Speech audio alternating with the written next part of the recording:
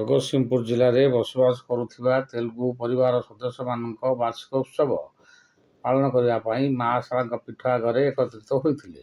ସେଠାରେ ଏକ ଶୋଭାଯାତ୍ରା ଆସି ଶାଳା ହାଟ ନିକଟରେ ପହଞ୍ଚି ନିଜ ବାର୍ଷିକ ଉତ୍ସବର ବୈଠକ କରିଥିଲେ। ଜଗତସିଂହପୁର ଜିଲ୍ଲାରେ ଥିବା ଦଳିତ ତେଲୁଗୁ ପରିବାର ସମସ୍ୟା ଓ ନ୍ୟାୟ ଦାବି ଆଦି ଉପସ୍ଥାପନ କରିବା ପାଇଁ ଏହି ମହାସଂଘର ସୃଷ୍ଟି ବୋଲି ଦଳିତ ତେଲୁଗୁ ମହାସଂଘର ସଭାପତି ଗୌରାଙ୍ଗ ଚରଣ ଦାସ କହିଛନ୍ତି।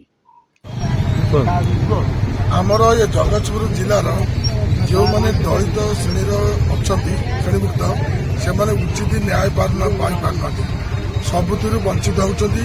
ସରକାରୀ କ୍ଷେତ୍ରରେ ସାହାଯ୍ୟ ସହାନୁଭୂତିରେ ସବୁ କ୍ଷେତ୍ରରେ ସେ ବଞ୍ଚିତ ରହୁଛନ୍ତି। ଉଚିତ ନ୍ୟାୟ ପାଇପାରୁନାହାନ୍ତି କି ଉଚିତ ପ୍ରାପ୍ୟ ଯାହା ପାଇବା କଥା ସେମାନେ ପାଇପାରୁନାହାନ୍ତି। ସେଥିପାଇଁ ଏ ଦଳିତ ସମାଜକୁ ଡେଭଲପମେଣ୍ଟ କରିବା ପାଇଁ ଏବଂ ତାଙ୍କର ଉନ୍ନତିମୂଳକ କାର୍ଯ୍ୟକ୍ରମ କରିବା ପାଇଁ ଆମେ ଏ ସଂଘଟି ତିଆରି କରିଛୁ। ବାର୍ଷିକ ମହୋତ୍ସବ ହିସାବରେ ସଂଗଠନ କରାଯାଇଛି।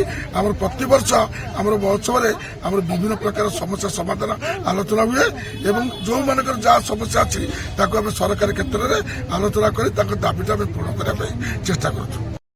Bureau report Odia life. ଏଇଭଳି ଭଲ ଭଲ ଖବର ଜାଣିବା ପାଇଁ ଆମ ଚ୍ୟାନେଲକୁ ଲାଇକ୍ ଏବଂ ସବସ୍କ୍ରାଇବ୍ କରନ୍ତୁ। ଆମେ ଆପଣଙ୍କ ପାଇଁ ମନପସନ୍ଦର ଖବର ସଦାବେଳେ ପ୍ରସ୍ତୁତ କରି ଭେଟିଦେବୁ।